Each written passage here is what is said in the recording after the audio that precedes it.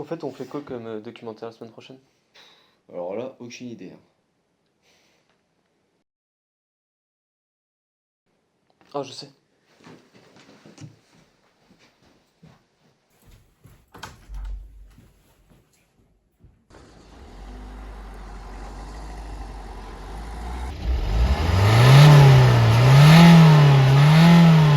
Non, et on rigole pas s'il vous plaît.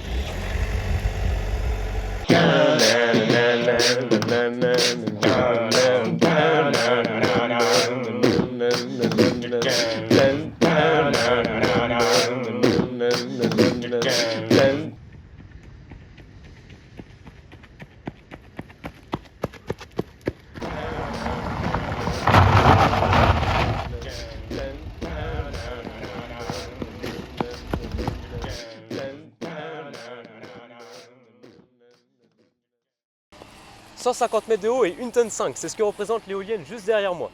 Aujourd'hui en France, l'éolien représente 8,3% de la production d'électricité totale.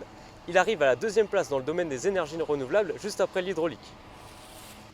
Nous sommes actuellement au parc éolien des Touches situé à 25 km de Nantes. Celui-ci est composé de 8 éoliennes identiques à celle derrière moi. On trouve sur le pays plus de 2300 parcs éoliens pour une puissance totale de 20 gigawatts, ce qui pourrait alimenter plus de 8 millions de foyers. Mais dis-moi Valentin, comment ça marche une éolienne? Eh bien, c'est très simple, Mathéo. Tout d'abord, l'éolienne est composée de 4 parties majeures. Il va y avoir les fondations, le mât, la nacelle et les pales. Les pales vont tourner à une hauteur de plus de 80 mètres de haut, qui vont engendrer un axe appelé le rotor. L'énergie mécanique du rotor va pouvoir être amplifiée par un système d'engrenage appelé le multiplicateur. Toute cette énergie mécanique va ensuite arriver à un générateur qui va être composé d'une bobine et d'un aimant permanent, et par effet dynamo, cela va pouvoir créer de l'électricité. Électricité qui va être redirigée à une armoire de couplage, l'armoire de couplage qui va ensuite rediriger l'électricité au réseau. À tout cela, on peut ajouter un frein situé au niveau du rotor pour freiner les pales si jamais la vitesse devient trop importante. Et également, si on parle un peu écologie, tout hormis les pales et l'aimant permanent peuvent être recyclés à 100%. Parlons maintenant de rendement énergétique. Une éolienne fonctionne lorsque le vent dépasse une vitesse de 10 km/h.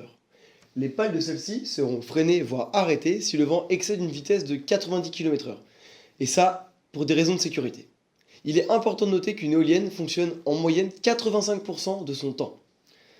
La puissance nominale constitue l'une des caractéristiques essentielles de l'éolienne. Elle correspond à l'énergie produite par unité de temps. Et cela dans des conditions de fonctionnement optimales. Prenez pour exemple une éolienne domestique d'une puissance d'1 kW. Pour une durée de fonctionnement d'une heure, elle produira environ 1 kWh. Cette puissance nominale peut varier en fonction de différents paramètres, à savoir la force et la vitesse du vent, la masse d'air environnante de l'éolienne, le rendement mécanique, le rendement électrique. Le parc éolien français possède une puissance de 20 gigawatts et il fonctionne sur une année, à savoir 8760 heures. Cependant, au bout d'une année, on trouve l'énergie de 5500 MWh, ce qui correspond à 25% de l'énergie initialement prévue. Mais alors, qu'est-ce qui se passe? Pour comprendre tout ça, je vous propose un rapide exemple. Prenons une éolienne de 2 MW, ceci est sa puissance. À la fin de l'année, on obtient une énergie de 2,5 GWh. En faisant un rapide rapport entre ces deux données, on peut trouver son nombre d'heures de fonctionnement à sa puissance maximale en théorie. Ici, en théorie, cette éolienne aurait fonctionné à sa puissance maximale 1250 heures. En faisant un rapide calcul en comparant ce résultat au nombre d'heures en une année, on peut trouver son rendement. Ici, il est de 14%. Et voilà. Les parcs éoliens sont soumis à une réglementation stricte en termes de nuisances sonores. Tout d'abord, ils ne peuvent se trouver à moins de 500 mètres des habitations. L'émergence acoustique, c'est-à-dire la différence entre le niveau sonore pendant son fonctionnement et le niveau ambiant, ne doit pas excéder 5 décibels la journée et 3 décibels la nuit. Le niveau sonore varie selon la distance à laquelle nous nous trouvons. Nous allons donc observer ce phénomène et si la réglementation est respectée. Regardons avec notre équipe sur le terrain.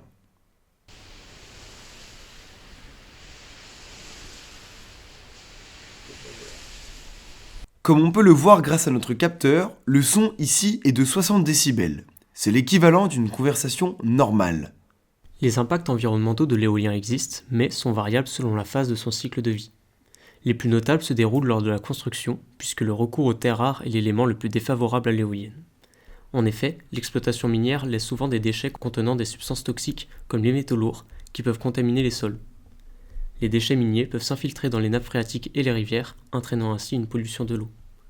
Néanmoins, pour produire de l'électricité, ces matériaux sont indispensables. Cependant, cet aspect est rendu insignifiant par un fonctionnement sans rejet de gaz à effet de serre. Mais en fait, t'en penses quoi de l'éolien au final? Mais tu vois, je pensais pas que ça représentait que 8% de la part d'électricité en France. Ouais, mais 8% c'est peu, mais ça va augmenter. D'ici 2028, la France a prévu d'augmenter l'énergie éolienne d'au moins 60%. Ils vont vraiment y arriver? Bah, pour le moment c'est bien parti, mais c'est surtout le rendement qu'il faudra améliorer. C'est vrai que le rendement est vraiment éclaté. Bah ouais, mais au moins tu vois, l'éolienne, ça produit pas de déchets, c'est vraiment ça le point positif.